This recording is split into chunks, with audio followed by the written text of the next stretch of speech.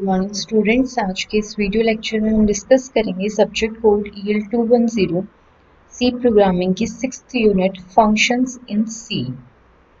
तो सबसे पहले हम इंट्रोडक्शन देखते हैं कि बेसिकली फंक्शन क्या होता है और क्यों फंक्शन को क्रिएट किया जाता है। A function is a group of statement that together perform a task. Every C program has at least one function which is main. Means कि फंक्शन बेसिकली क्या होता है कि एक ग्रुप होता है स्टेटमेंट्स का जो किसी पर्टिकुलर टास्क को परफॉर्म करता है साथ में मिलके। मीन्स कि अगर हमें कोई पर्टिकुलर टास्क बार बार परफॉर्म करवाना हो या फॉर एग्जांपल कि अगर हमें एडिशन ही बार बार परफॉर्म करवाना हो तो रेदर देन कि हम हर बार एडिशन के लिए स्टेटमेंट लिखें, बेटर होगा कि हम एक फंक्शन बना दें एडिशन का और जब भी कोई एडिशन परफॉर्म करना हो तो उस फंक्शन को कॉल किया जाए। तो फंक्शन क्या होता है? एक ग्रुप होता है स्टेटमेंट्स का जो मिलके एक टास्क को परफॉर्म करने के काम आता है। हर सी प्रोग्राम के अंदर एटलीस्ट एक फंक्शन तो होगा ही होगा, जो हमारा मेन फंक्शन होता है वो तो होगा ही होगा। In C, we can divide a large program into the basic building blocks known as function. Means कि C के अंदर अगर कोई बहुत बड़ा प्रोग्राम है तो उसको बेसिक बिल्डिंग ब्लॉक्स के अंदर डिवाइड कर किया जा सकता है, जिनको हम हर ब्लॉक को हम एक फंक्शन बोलेंगे। The function contain a set of programming statement enclosed by curly open and close parenthesis. जैसे कि मेन फंक्शन होता है तो मेन फंक्शन में हमने बहुत सारे प्रोग्राम्स में देखा है कि मेन फंक्शन जब स्टार्ट होता है तो बेसिकली एक ओपन ब्रैकेट से कर्ली ओपन ब्रेसेस से स्टार्ट होता है और उसके बाद जो भी मेन के जितने भी स्टेटमेंट्स होते हैं वो सारे आते हैं और उसके बाद में कर्ली क्लोजिंग ब्रेसेस होते हैं। तो फंक्शन के जितने भी स्टेटमेंट्स होंगे, किसी भी फंक्शन के जितने भी स्टेटमेंट्स होंगे वो कर्ली और कर्ली ब्रेसेस जो होते हैं ओपन और क्लोज उनके बीच में आएंगे। A function can be called multiple times to provide reusability and modularity to the C program. C program के अंदर किसी reusability के लिए और modularity के लिए हम किसी भी फंक्शन को कितनी भी बार कॉल कर सकते हैं।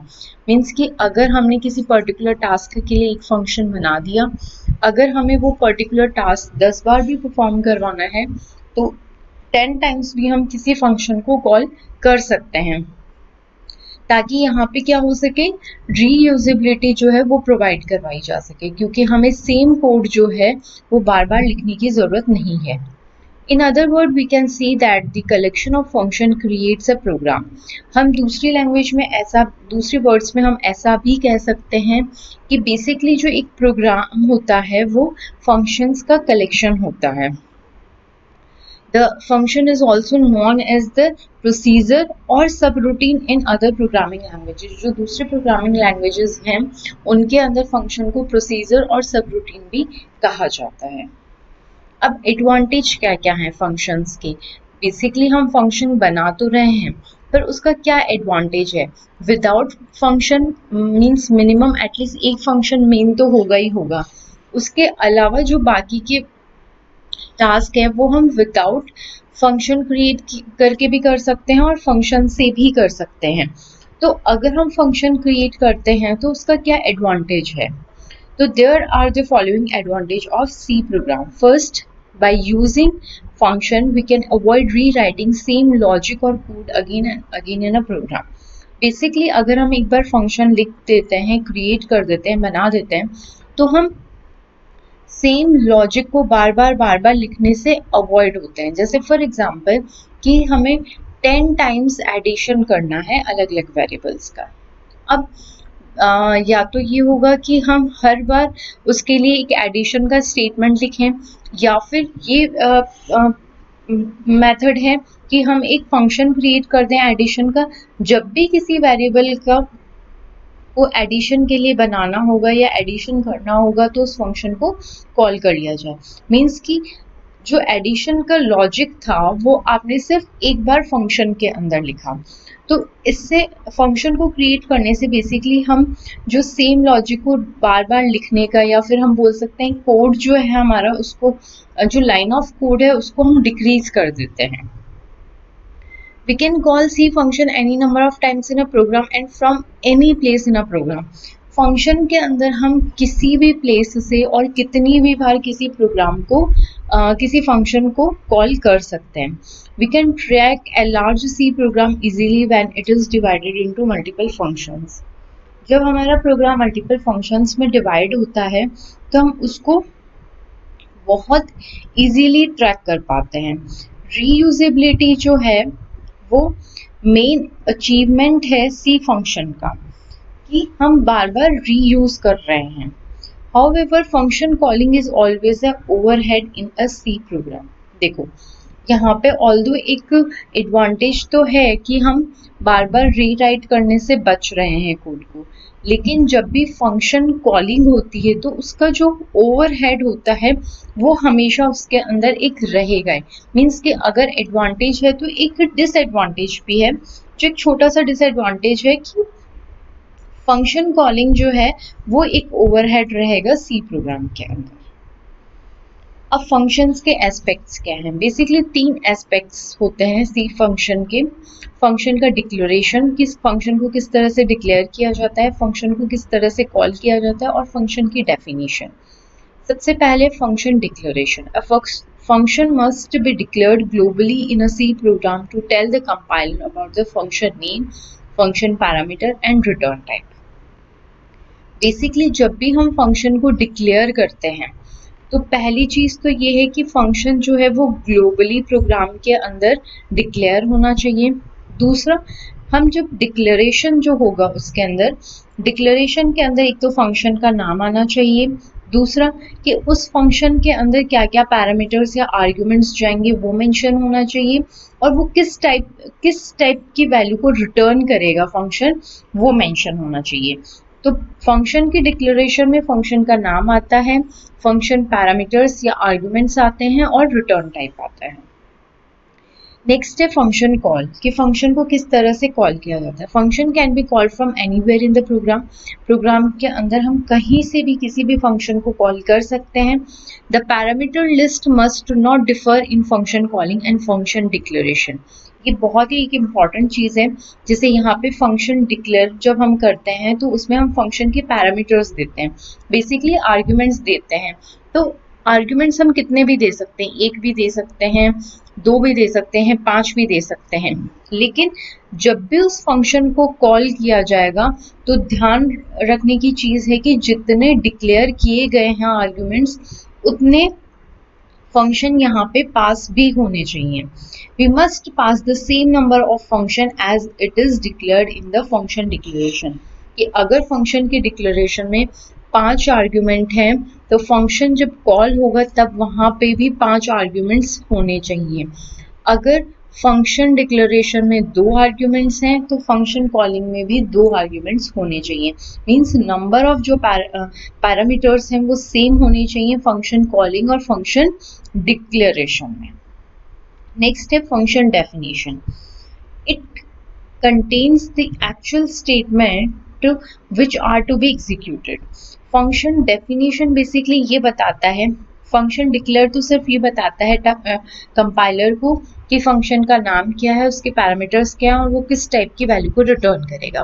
फंक्शन कॉल बेसिकली जब हमें उस पर्टिकुलर फंक्शन के जो स्टेटमेंट्स हैं उनको जब एग्जीक्यूट करवाना है तो हम फंक्शन कॉल करते हैं. अब बेसिकली क्या स्टेटमेंट्स एग्जीक्यूट होंगे, क्या टास्क परफॉर्म होगा उस फंक्शन को कॉल करने पे, वो कहाँ पे एक्सप्लेन होता है फंक्शन डेफिनेशन के अंदर. तो फंक्शन डेफिनेशन में वो स्टेटमेंट्स आते हैं जो एक्चुअल में एग्जीक्यूट होते हैं जब उस फंक्शन को कॉल किया जाता है. It is the most important aspect to which the control comes when the function is called. Here we must notice that only one value can be returned from the function. यहाँ पे notice करने की बात ये है कि जब function जब रिटर्न होता है तो सिर्फ एक ही वैल्यू, फाइनल एक वैल्यू जो है वो रिटर्न होती है फंक्शन से.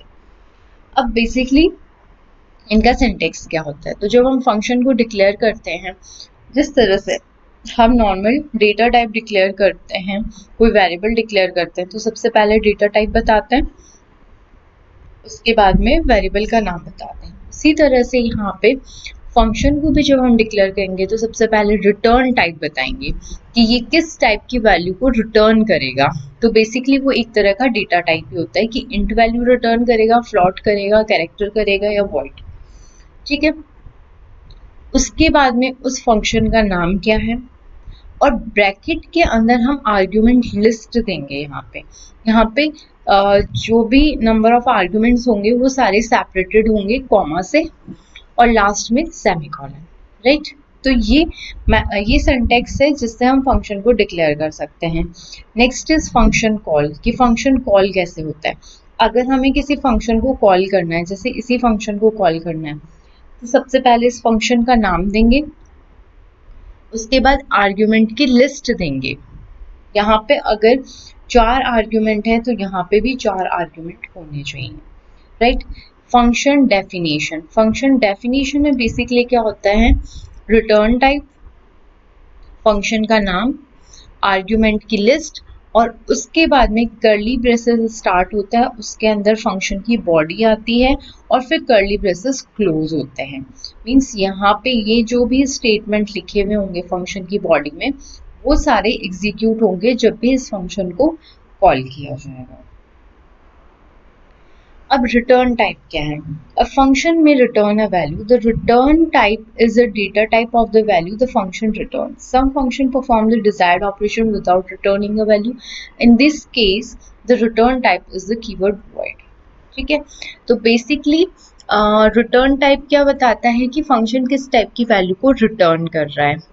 ठीक है। ये बेसिकली एक डेटा टाइप भी होगा कि इस टाइप की वैल्यू को ये फंक्शन जो है वो रिटर्न करेगा। फॉर एग्जाम्पल ऐसा कोई फंक्शन है जो किसी तरह की वैल्यू को रिटर्न नहीं कर रहा है, तो उस केस में हम रिटर्न टाइप जो है वो वॉइड देंगे।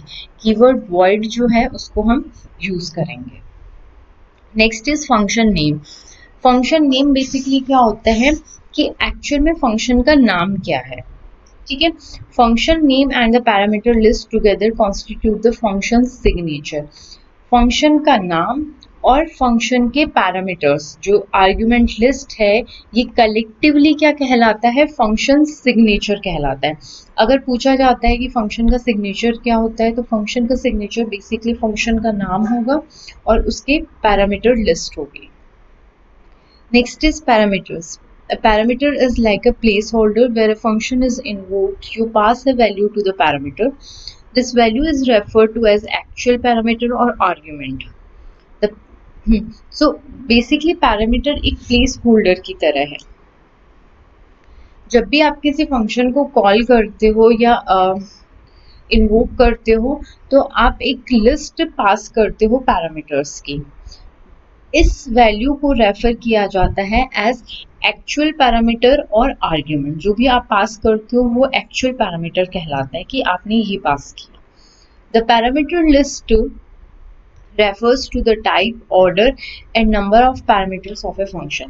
अब यहाँ पे ये जो इम्पोर्टेंट चीज़ है कि जो फंक्शन की डेफिनेशन के अंदर जिस टाइप का पैरामीटर है, जिस ऑर्डर में है और जितने नंबर ऑफ पैरामीटर्स हैं, वही सेम चीज़ें जब हम कॉल करते हैं फंक्शन को तब भी होनी चाहिए।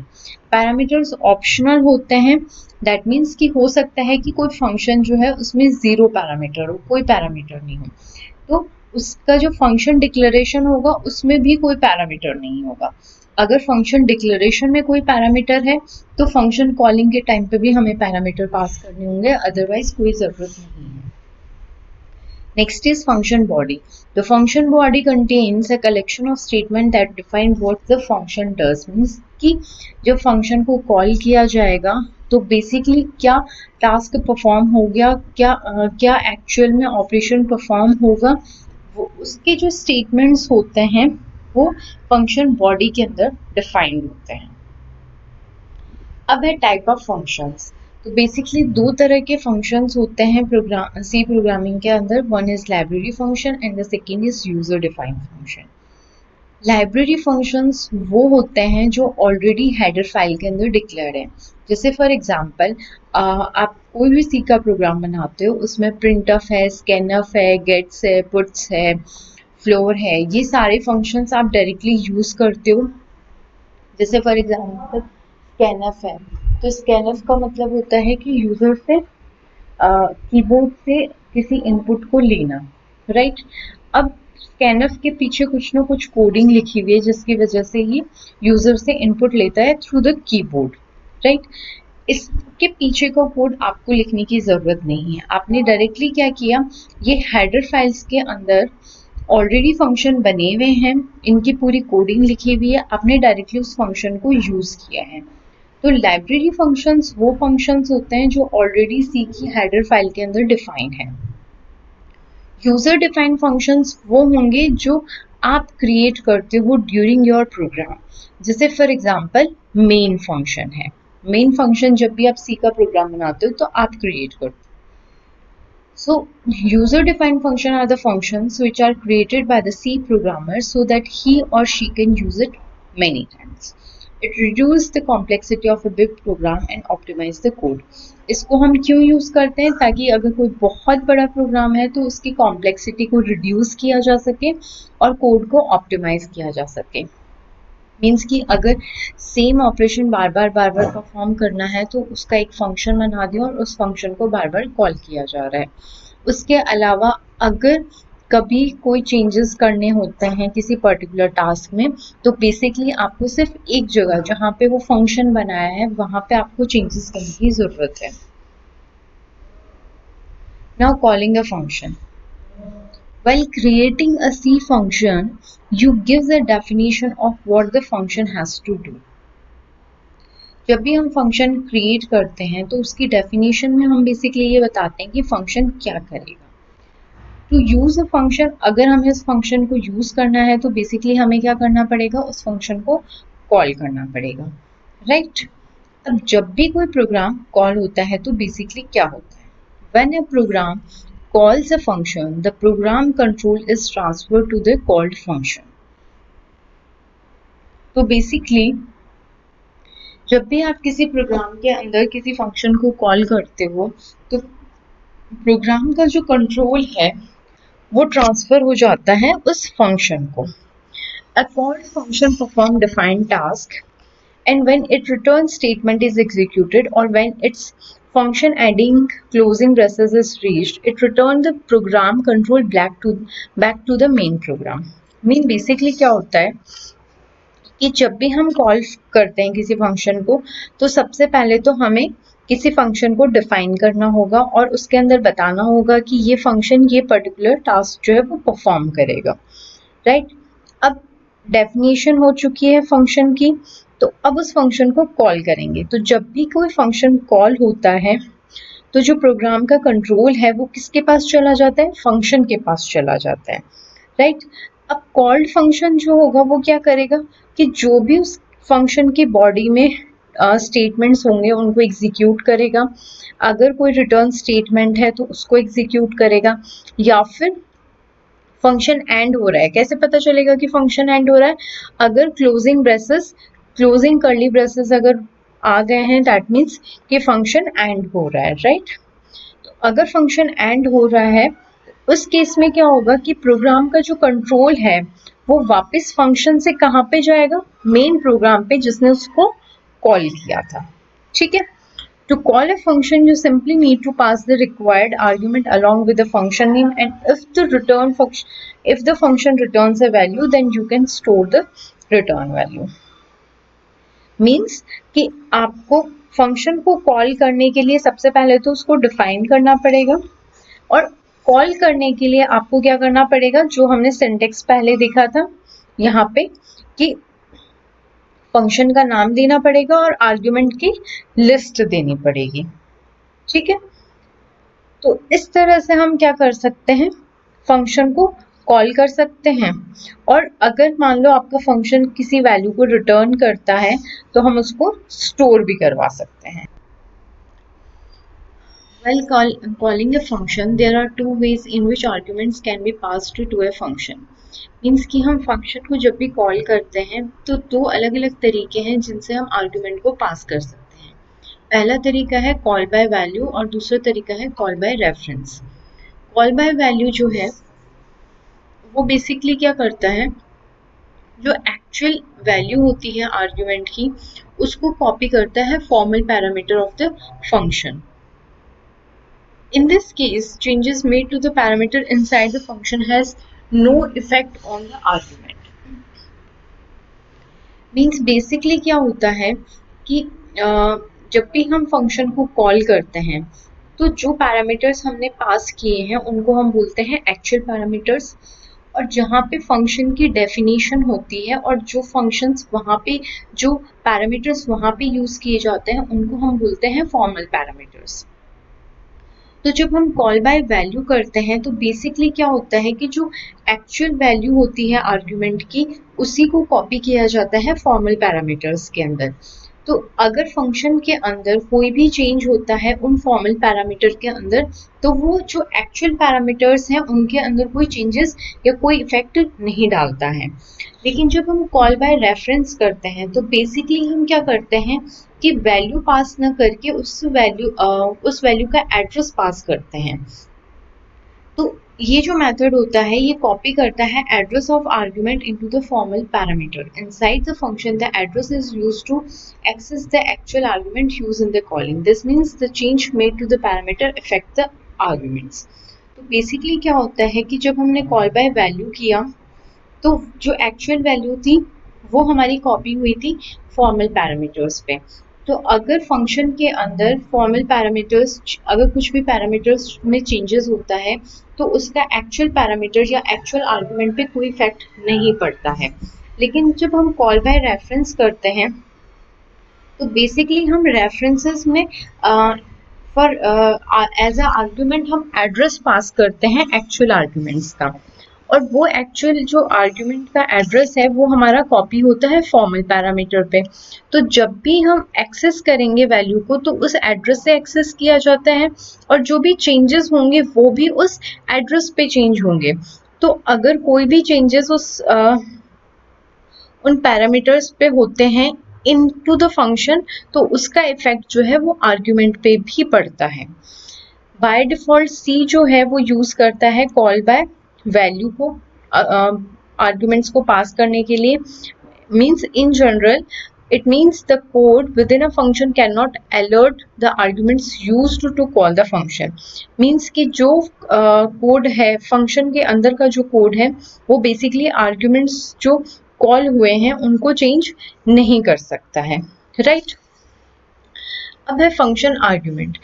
If a function is to use argument, it must declare variable that accept the value of argument. These variables are called the formal parameters of the function। जैसे कि हमने बताया अगर कोई फंक्शन जो है वो आर्ग्यूमेंट्स यूज करता है वो डिक्लेयर करता है कि वो किस टाइप की वैल्यू को एक्सेप्ट करेगा तो वो वेरिएबल्स जो होते हैं वो फॉर्मल वेरिएबल्स होते हैं। फॉर्मल वेरिएबल्स जो होते हैं वो लोकल वेरिएबल्स की तरह बिहेव करते हैं उस फंक्शन के अंदर और क्रिएट करते हैं, और तभी क्रिएट होते हैं जब उस फंक्शन को कॉल किया जाता है और डिस्ट्रॉय हो जाते हैं जब हम उस फंक्शन से एग्जिट करते हैं। अब parameter passing to a function, जो कि हमने अभी पढ़ा कि पैरामीटर्स जो पास होते हैं फंक्शन के उनको हम बोलते हैं एक्चुअल पैरामीटर्स, और जो पैरामीटर रिसीव करता है फंक्शन उसको हम बोलते हैं फॉर्मल पैरामीटर्स। तो ये दोनों चीज़ें ध्यान रखने की बात है। और वापस से वही कि दो जो इम्पोर्टेंट मेथड है, एक तो हम पास बाय वैल्यू या कॉल बाय वैल्यू करते हैं और दूसरा हम करते हैं call by reference.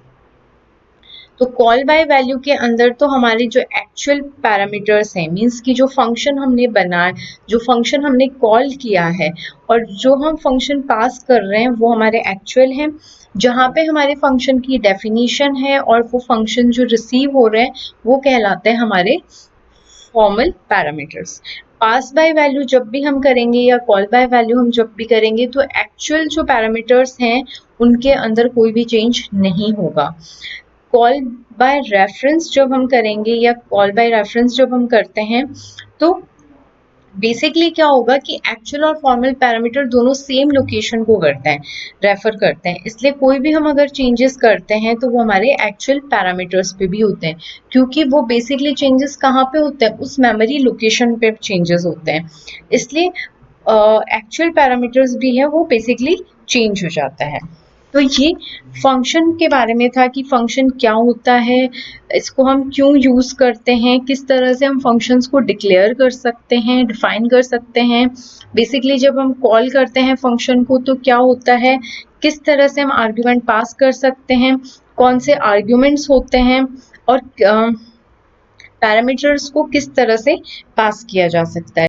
Next video lecture के अंदर हम कुछ एग्जांपल्स देखेंगे कि किस तरह से हम फंक्शन किसी प्रोग्राम सी प्रोग्राम के अंदर फंक्शन को क्रिएट कर सकते हैं और उसको कॉल कर सकते हैं। Thank you.